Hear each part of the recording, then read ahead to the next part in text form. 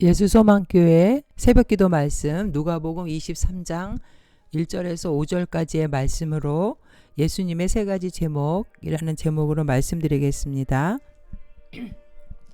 무리가 다 일어나 예수를 빌라도에게 끌고 가서 고발하여 이르되 우리가 이 사람을 보매 우리 백성을 미혹하고 가이사에게 세금 바치는 것을 금하며 자칭 왕 그리스도라 하더이다 하니 빌라도가 예수께 물어 이르되 내가 유대인의 왕이냐?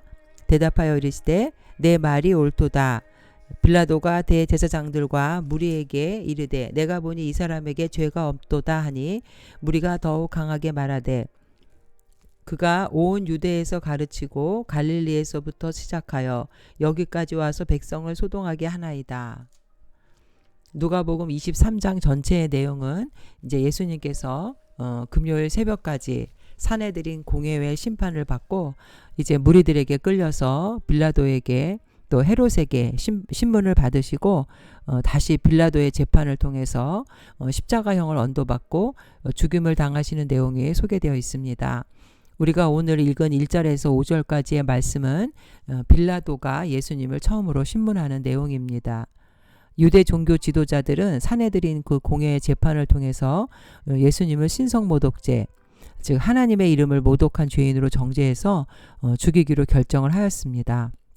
그렇지만 당시 유대에는 로마의 식민지였기 때문에 사내들인 공회에서는 사형 집행권이 없었습니다. 그래서 유대 종교 지도자들은 자신들의 그 사내들인 종교 재판을 통해서는 예수님의 사형 집행을 할 수 없었기 때문에 당시 로마의 총독이었던 그 빌라도에게 정치적인 재판을 이용해서 사형을 집행해서 예수님을 죽이려고 한 것입니다. 그러나 그 유대인들이 예수님의 제목을 신성모독죄로 정한 것은 로마인들이 보기에는 사형에 해당되는 것이 아니었습니다. 그래서 그들은 예수님을 죽이기 위해서 로마인들이 보기에 죄로 인정할 수 있는 그 세 가지 제목을 만들어서 오늘 예수를 고소한 내용입니다. 첫 번째는 예수님이 백성을 미혹했다는 것입니다.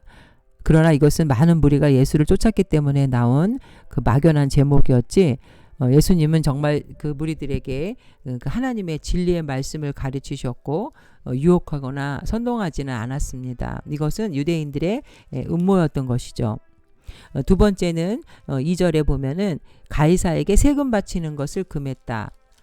이건 로마에게 그 납세하는 것을 말하는데 예수님은 분명히 누가복음 20장 25절에 보면은 가이사의 것은 가이사에게 바치라고 분명히 말씀하셨습니다.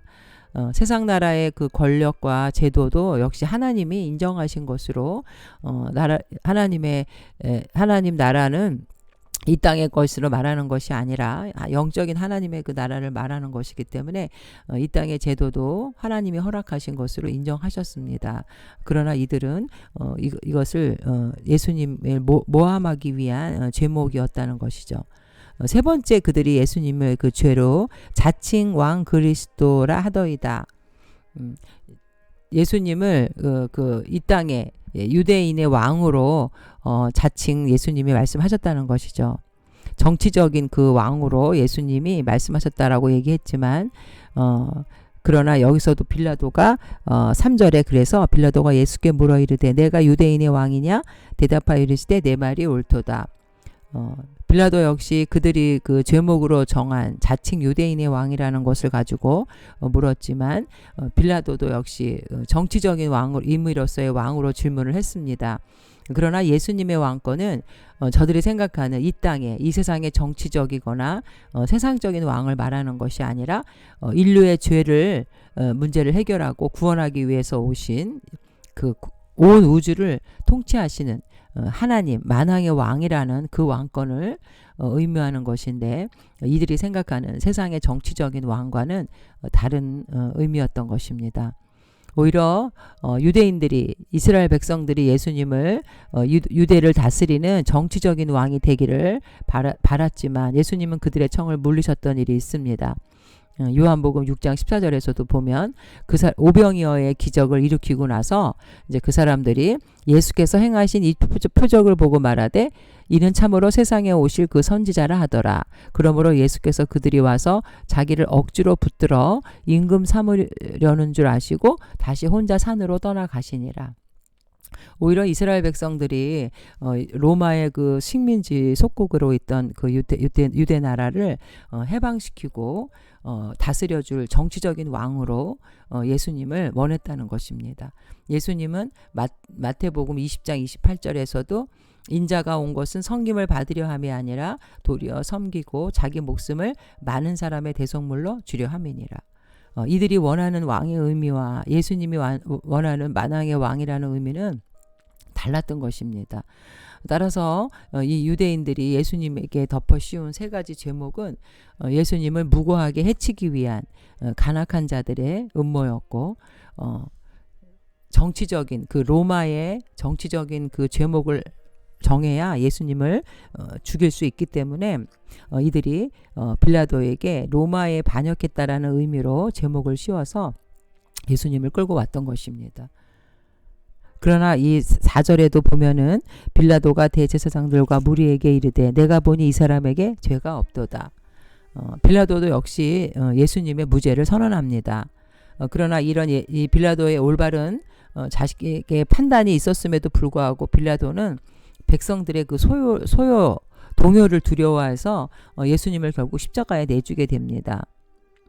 여기 25절에 보면은 그들이 요구하는 자 곧 밀랑과 살인으로 말미암아 옥에 갇힌 자를 놓아주고 예수는 넘겨주어 그들의 뜻대로 하게 하니라.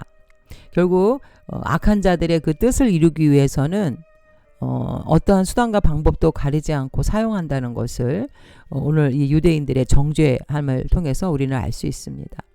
우리가 사도행전 13장 10절에서도 보면은 이르되 모든 거짓과 악행이 가득한 자요 마귀의 자식이요 모든 의의 원수의 주의 바른 길을 굽게 하기를 그치지 아니하겠느냐. 사도 바울이 사도 바울이 그 마술사에게 한 말인데 결국 많은 사람들은 그 거짓의 아비 마귀의 자녀로 마귀가 하는 그 도구에 쓰임받게 되는 모습을 여기서 보여주고 있습니다. 결국 빌라도는 사람들을 두려워해서 올바른 그 진리에 눈을 감고 말았습니다. 우리는 사람을 두려워하는 자가 되지 말고 하나님을 경외하는 자가 되어야 합니다. 마태복음 10장 28절에도 보면 몸은 죽여도 영혼은 능히 죽이지 못하는 자들을 두려워하지 말고 오직 몸과 영혼을 능히 지옥에 멸하실 수 있는 이를 두려워하라.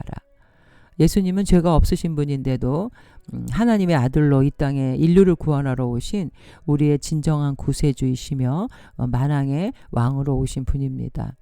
결국 이 유대인들이 예수님을 십자가에 죄를 만들어서 이렇게 사용한 것은 인간의 그 악함, 자신의 그 기득권과 탐욕 때문에 예수님을 못 박았지만 결국 그 배후의 세력에는 사단의 계략에 빠졌던 것입니다. 예수님은 결국 나의 죄 때문에 무고하게 사람들에게 조롱당하고 침뱉음을 당하고 또 뺨과 주먹으로 맞으며 굶주리셨고 결국 나의 죄값을 다 치루어 주시기까지 십자가에서 고난받으시고 내가 다 이루었다 하시며 돌아가셨습니다. 사단의 계략은 이처럼 예수님을 십자가에 못 박는 것이었지만 예수님은 다시 성령으로 하나님께서 그를 살리셔서 부활의 첫 열매가 되게 하신 것입니다. 사탄의 세력을 패배시켰던 것이죠. 결국 예수님을 나의 구세주로 영접하지 않는 자들은 예수님의 초청을 거절한 자가 되고 유대인들처럼 예수님을 십자가에 못 박은 자와 다르지 않다는 것입니다. 왜냐하면 십자가에 못 박은 자나 영접하지 않고 거부한 자나 모두 같은 운명에 떨어지게 되기 때문입니다.